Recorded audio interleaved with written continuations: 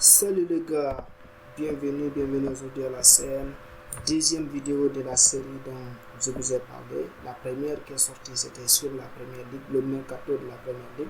Si vous ne l'avez pas vu encore, je vous invite à aller la voir. Elle est vraiment très intéressante.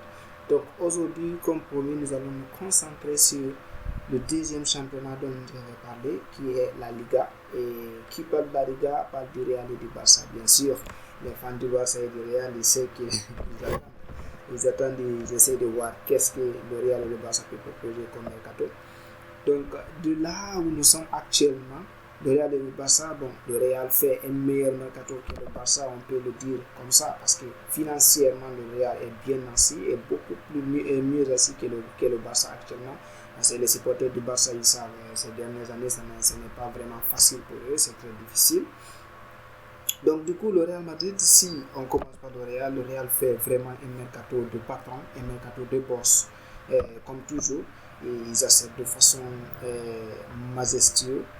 C'est majestueux, vraiment de façon majestueuse, la façon dont ils achètent les joueurs.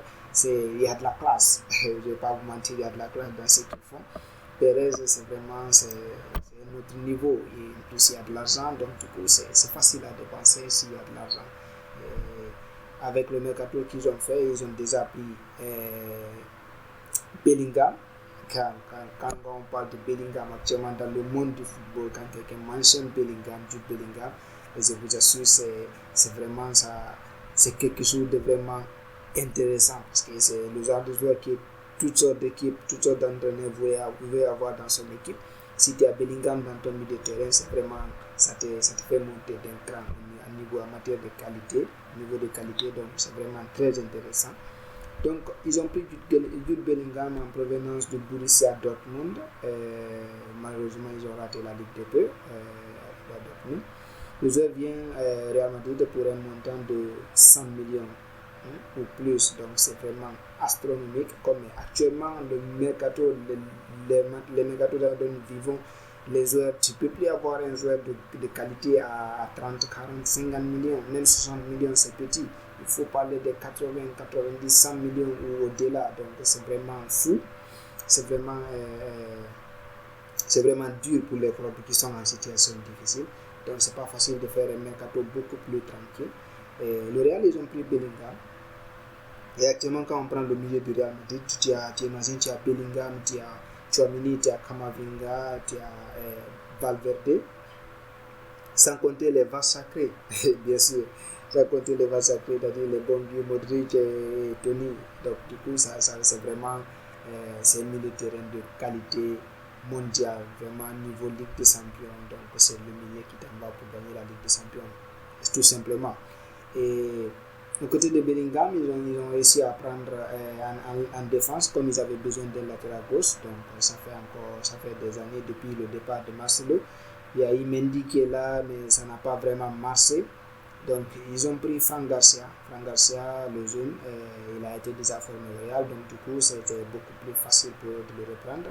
Et je pense qu'ils avaient une clause sur lui, je pense bien. Et donc, lui va venir, ce sera peut-être le latéral droit, le latéral gauche titulaire de l'équipe. Donc du coup, ils ont pris Franck Garcia et aussi ils ont pris Rosselló en prêt, parce que suite au départ de Benzema, ils ont pris Rosselló. C'est quelque chose vraiment qui est moins bon. Ça ne me hype pas tellement, parce que imaginez, tu perds Benzema.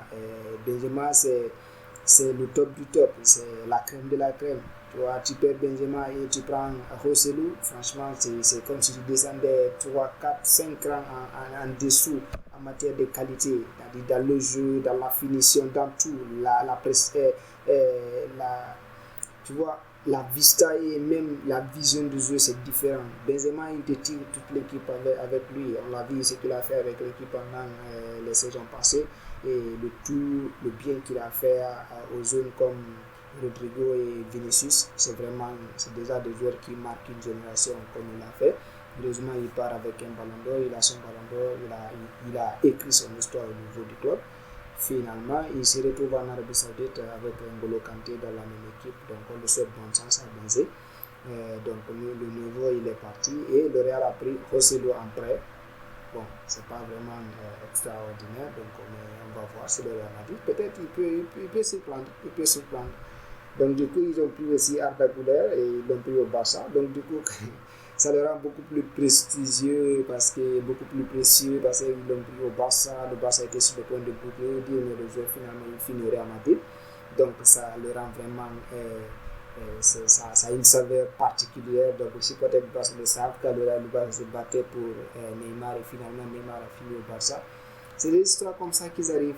Le cas Vinicius aussi qui était destiné à venir au Barça, mais finalement se retrouve au Real.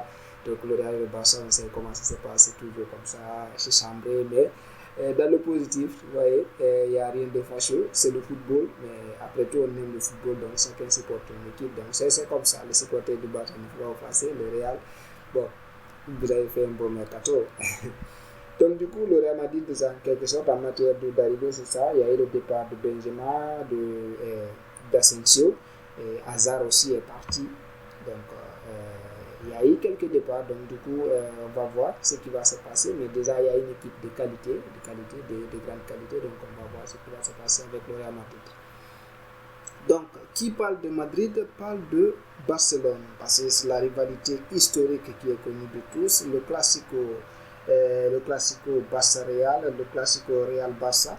Même si je ne comprends pas, la Liga, il paraît qu'ils ont interdit au club d'appeler comme ça le match, le classico. Donc ça va être très utile pour nous parce qu'on vit de cela, on vit de cette rivalité. Il faut qu'on prononce le nom pour savourer vraiment la confrontation ou les confrontations entre le Real et le Barça. Il y aura certainement, et bien sûr, il y aura un match de classico établi cette saison encore entre le Barça et le Real en pré-saison dans quelques semaines.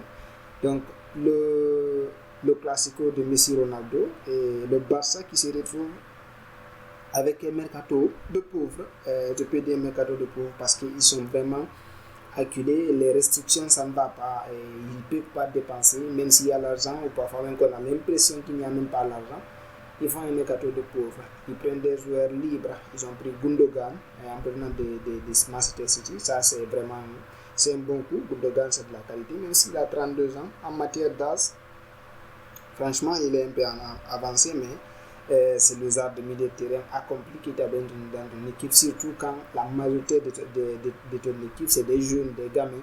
Donc, tu as besoin d'une balance. Avec le départ de Busquets, tu as besoin d'un milieu de terrain, de certains milieux qui sont beaucoup plus expérimentés, qui vont aider les jeunes à grandir, comme on l'a vu avec le cas avec les joueurs du Real Madrid. Si tu as Modric, tu as Kroos, tu envoies des jeunes milieux de terrain, ils vont apprendre avec eux.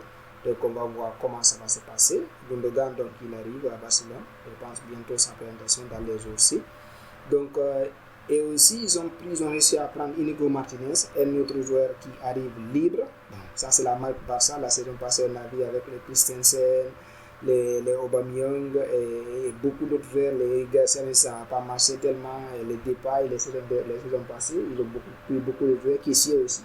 Beaucoup de joueurs qui sont venus libres et donc Inigo Martinez aussi arrive libre en provenance de Bilbao. Vous savez, Bilbao n'est pas vendeur, donc ça ne nous étonne pas.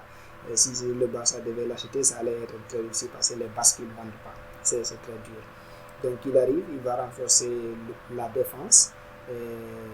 Un défenseur gaucher, donc ça c'est quelque chose qui manquait au club. Donc du coup, Xavi il va avoir quelque chose à faire. Il a une équipe, il commence à avoir un banc bien résolu parce que c'est la saison passée, le banc a un peu fait défaut. Il y avait une équipe type et l'équipe a tenu, mais parfois avec les absences de Pedri et d'Araujo, Christensen, Koundé, on a vu ce qui s'est passé surtout avec mon grand frère Piqué qui laissait tout, je contrôle.